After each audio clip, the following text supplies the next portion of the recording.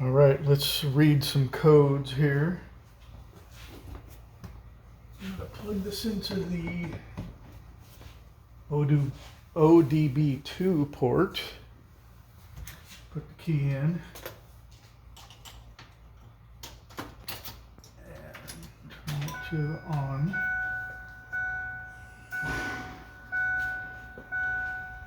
All right, so I'm going to select ODB2. And it's linking to the vehicle. Ooh. All right.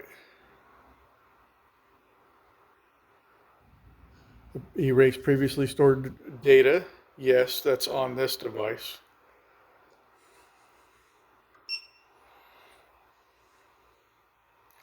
And I'm going to read codes, that top selection.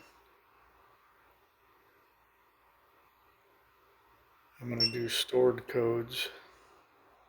Transmission range sensor, I have that. I'm going to go to the right, I have another one here, evaporative emission system pressure sensor switch. High. Okay. I've had to replace those little motors before. Transmission range sensor again. I guess those are the two input. So the input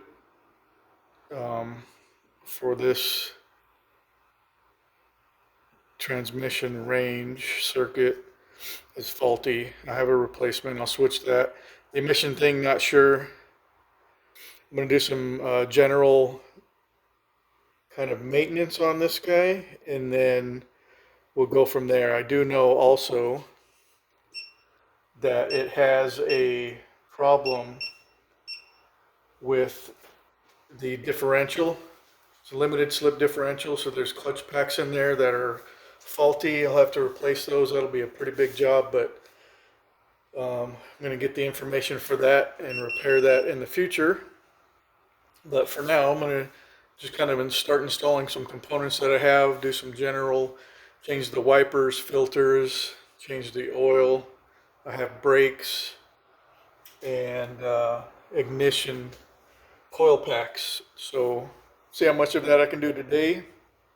I'll do some work this weekend on it, and through the week possibly, and then into next weekend, and start looking into those clutch packs. I have these jack stands. These are 3-ton. I have them on the frame rails a little bit before where I'm working, and I also have this cross member under the engine where the jack is. See if I can lighten this up. That's a very strong support. And this is our range sensor.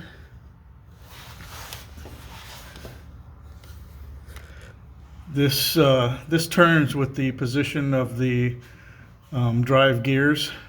Park through low 1, or not low 1, but 1. Basically just a connector, 2 mounting bolts, and a lever up here. Try to get as many shots down here as I can. It's getting a little challenging under the car, but I'll see if I can get this thing swapped out without breaking bolts or anything. I'm gonna probably start by just soaking everything with some PB Blaster.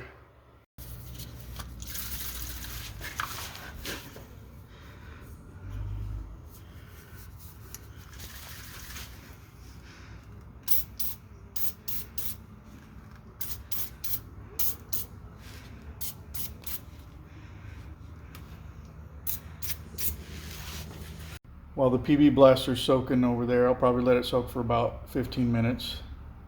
Here is the new part I'm going to replace.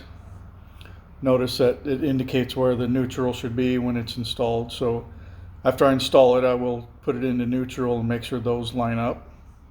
That'll show that it's in the proper position, because all the rotation of this, I'm sure there's some sort of contact and some kind of potentiometer or some sort of indication of what range the transmission is in as this thing turns. So if this is off, it'll show neutral, and it might have like an open circuit, and it might not start, or it just won't, give the input to the ECU of where the transmission is set.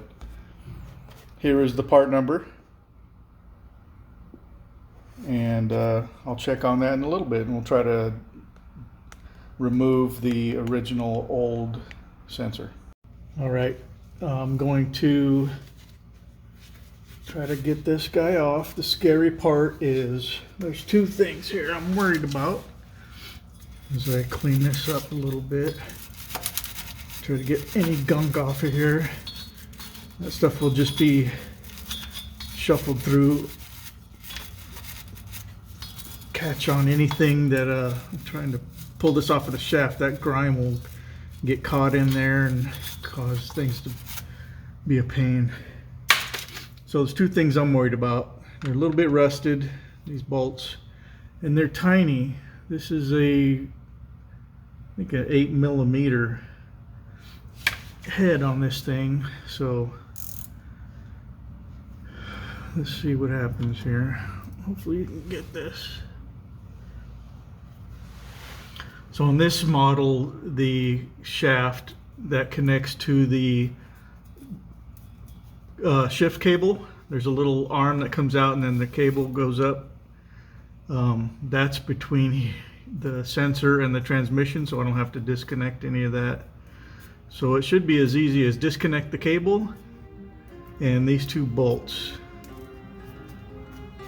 So that's, in theory, this will be easy.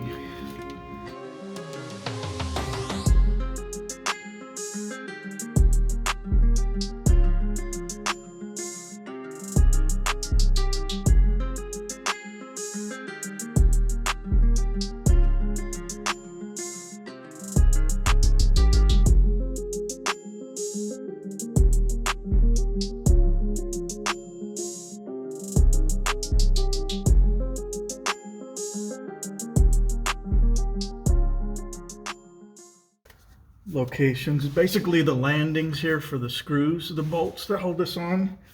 Those are good prying locations.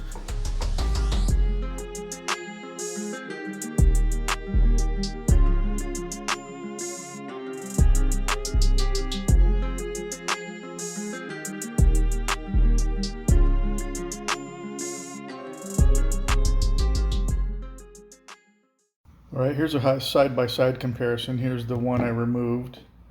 Here's the new sensor. I'm sure that was dislodged out of place when I was taking it off. So the installation will be pretty smooth, so I might do a hyperlapse on installing it. And then if you guys are interested, I will drill off those rivet heads and open this up and we can see what it looks like. So I'll hang on to it. If there's interest, I'll open it. Otherwise, I will see you when this is installed.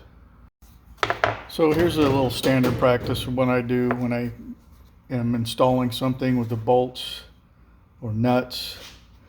So I'll get a little wire brush, just clean it up a little bit in case you have to replace it again or whatever. This will keep them in good shape, keep them from binding up. Clean that up. There's always going to be some sort of oxidation on it. And then just a tad of anti-seize on it. Kind of put a little blob like that. And you don't want a lot, so what I do is I'll just kind of run them together.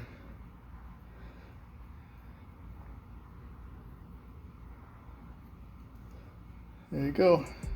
That'll keep them from seizing up, and they'll last for many more years.